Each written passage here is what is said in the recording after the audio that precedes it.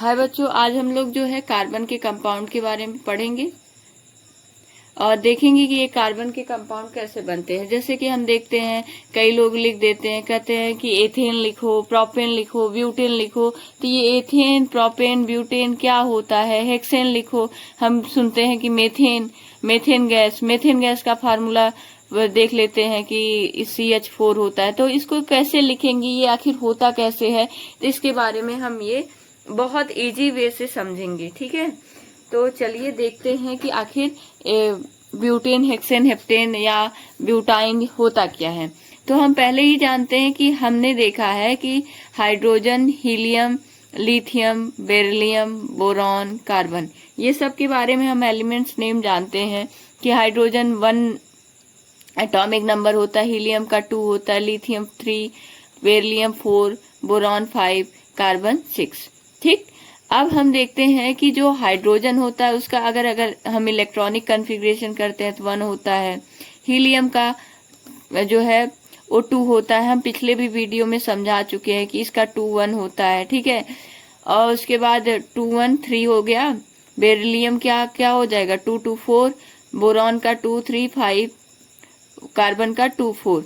तो इस तरह से हम देखते हैं कि इनका इलेक्ट्रॉनिक कॉन्फ़िगरेशन होता है। और हम जानते हैं कि जो भी एलिमेंट्स होते हैं, जैसे कि हाइड्रोजन है, ये हाइड्रोजन क्या करता है? जो ये हीलियम नोबेल गैस है। ठीक है, उसके बाद नोबेल गैस कौन आती है? Carbon, nitrogen, oxygen, fluorine, neon.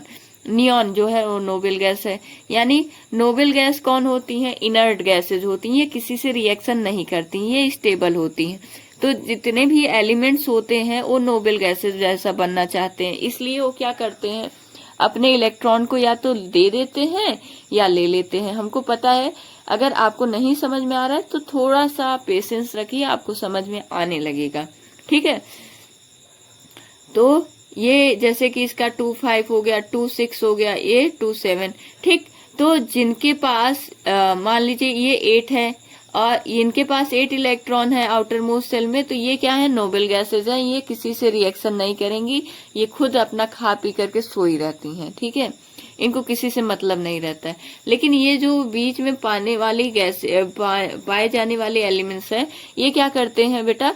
ये दूसरों से रिएक्शन करते हैं। क्यों करते हैं? क्योंकि इनको स्टेबल होना है। ठीक है, अब जैसे मान लीजिए लिथियम है, तो लिथियम के बाहर 1 इलेक्ट्रॉन है, ये क्या करेगा? कहेगा अच्छा कोई बात नहीं, मैं अपना 1 इलेक्ट्रॉन जो है दे देता हूँ, कम से कम मैं स्टेबल तो रहूंगा। तो ये अपने एलाइट इसके अंदर 2 ये लिथियम जो है हीलियम जैसा बन जाता है और 1 इलेक्ट्रॉन दे देता है, कहता है ले जाओ, देता है। तो इसलिए इसके ऊपर पॉजिटिव चार्ज आता है। बेरिलियम भी अपना 2 इलेक्ट्रॉन दे देता है, बोरॉन भी 3।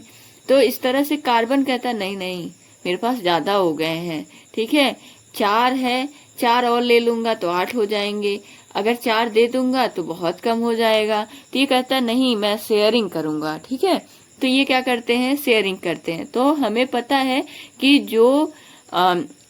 जो भी एलिमेंट शेयरिंग से बॉन्ड बनाते हैं उसे कोवैलेंट बॉन्ड कहते हैं। तो कार्बन जो है वो अपने इलेक्ट्रॉन को पूरा का पूरा किसी को नहीं देता है, ना किसी से पूरा लेता है, कहता है तुम भी लो हम भी लेंगे, दोनों एक साथ मजे करेंगे। तो ये क्या करते हैं? अपना जो है शेयरिंग करते हैं। ये 4 इलेक्ट्रॉन इनके हैं, तो ये जिस भी एलिमेंट से जुड़ते हैं उनसे अपना क्या कर लेते हैं? शेयरिंग करते हैं इलेक्ट्रॉन को। तो इस तरह से जो बॉन्ड बनाते हैं उस बॉन्ड को कोवैलेंट बॉन्ड कहते हैं। अब हम इसके बारे में पढ़ेंगे आखिर ये हुआ कैसे। जैसे कार्बन है, कार्बन के पास कितने बाहर इलेक्ट्रॉन है? 4 है। कितने चाहिए बेटा? 4 चाहिए, जिससे कि क्या हो जाए? 8 हो जाए। ठीक है, इनका ऑक्टेट कंप्लीट हो जाए। तो अगर मान लीजिए कि ये हाइड्रोजन से अपना शेयरिंग करते, तो हाइड्रोजन के बाहर तो 1 ही होता है, 1 हाइड्रोजन इनको 1 इलेक्ट्रॉन दे पाएगा। तो अब इनके पास कितने हुए? 1 2 3 4 तो इनके पास थे ही, 1 हाइड्रोजन का हो गया, तो कितने हो गए बेटा? 5। ठीक, इस तरह से अगर हम देखेंगे तो ये एक और बनाएगा, 6 हुए। फिर 1 हाइड्रोजन और कहेगा भैया तुम भी आ जाओ, हम तुमसे शेयरिंग करना चाहते हैं। तुम भी रहो खुश, हम भी रहें खुश, और दोनों लोग खुशी खुशी रहते हैं। तो ये एक कार्बन जो है 4 हाइड्रोजन के साथ जुड़ करके 8 ऑक्टेट मतलब 8 अपना ऑक्टेट क्या कर लेता है, कंप्लीट कर लेता है। तो 1 2 3 4 5 6 7 8, तो ये 1 कार्बन है, कितने हाइड्रोजन है, 4 हाइड्रोजन है। अभी हम इसका नोमेनक्लेचर पढ़ेंगे, पहले उसके पहले हम देख लेते हैं आखिर ये स्ट्रक्चर बनता कैसे है। अगर मान लीजिए 2 कार्बन रहे तो क्या होगा, तो कुछ नहीं होगा, जैसे पहले हो रहा था वैसे होगा। अब ये कार्बन क्या करेगा, इसके कार्बन के पास 4 इलेक्ट्रॉन है, इस कार्बन के पास भी कितने इलेक्ट्रॉन है, 4 इलेक्ट्रॉन है। ये कहेगा भाई साहब तुम तो मेरी तरह दिख रहे हो, आओ, ये इनसे बॉन्ड बना लेगा। तो अब इस कार्बन के पास कितने हो गए, 4 तो पहले से थे, एक इसने भी शेयरिंग कर दी तो 5 हो गए। इस कार्बन के पास भी कितने हैं, 4 पहले से थे, एक इसकी ले ली, 5 हो गए। ठीक है, सब शेयरिंग करते हैं।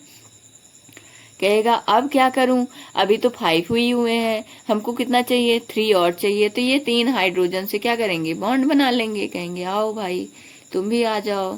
ठीक, तो ये हाइड्रोजन के साथ क्या कर रहे हैं, बॉन्ड बना रहे हैं, जिंगा लाला करते हुए। अब ये सब क्या हुए, स्टेबल हो गए।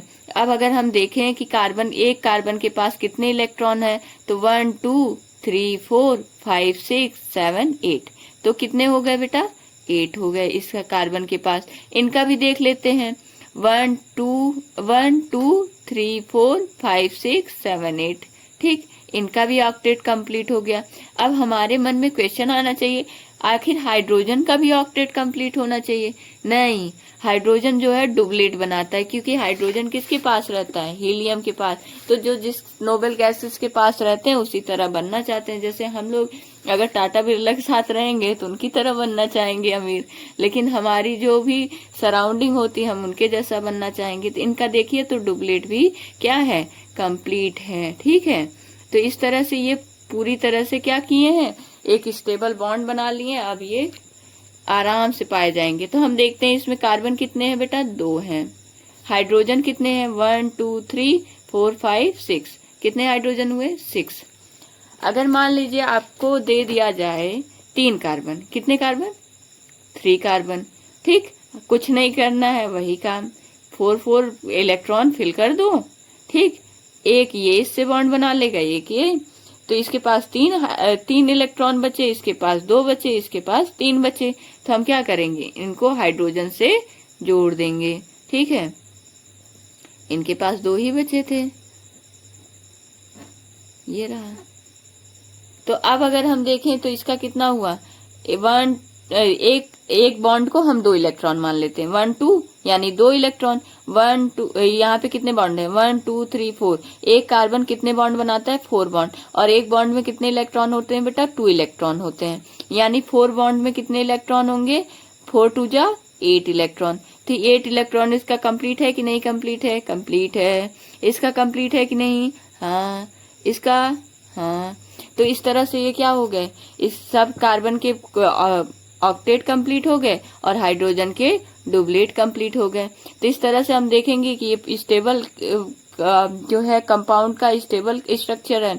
तो हम क्या करेंगे, आप काउंटिंग कर लेते हैं, कार्बन कितने हैं बेटा, 1 2 3 कार्बन, हाइड्रोजन कितने हैं, 3 2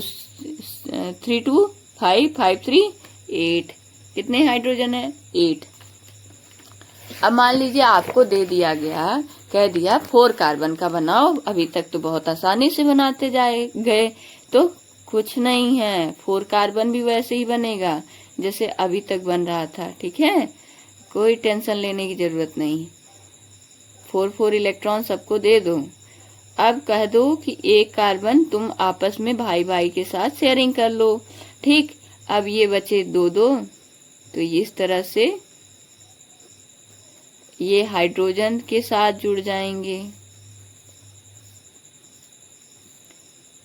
तो यहाँ पे कितने हाइड्रोजन हुए, C4H कितने हुए, C4 हैं, H कितने हैं, 3 3 6 और 6 और 4 10। तो हम देखें कि क्या हो रहा है, अगर हम देखें कि यहाँ पे C4 है, H10 है, यहाँ C3 था और H कितना था, 8 था। अगर हम 4 में से 3 माइनस करेंगे तो 1 आएगा, यानी कार्बन 1 है, लिखने की जरूरत नहीं है। और 10 में से 8 माइनस करेंगे तो 2 आएगा, यानी इनके बीच में C3H8 और C4H10 के बीच में कितना का गैप है? 2 का गैप है। ठीक है, अगर हम देखें C3H8 और C2H कितना है? 6, C2H6 के बीच में कितना गैप है? तो हम देखेंगे 3 में से 2 गया 1 और 8 में से 6 गया तो कितना बचा? 2।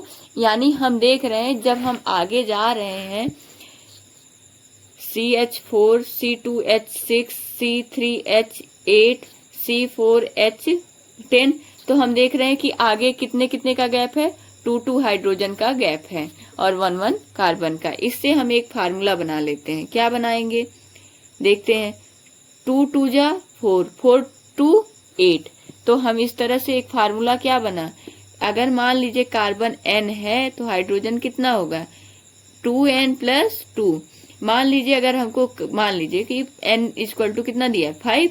तो हम देख लेते हैं N = कितना है? 5। तो H कितना होगा?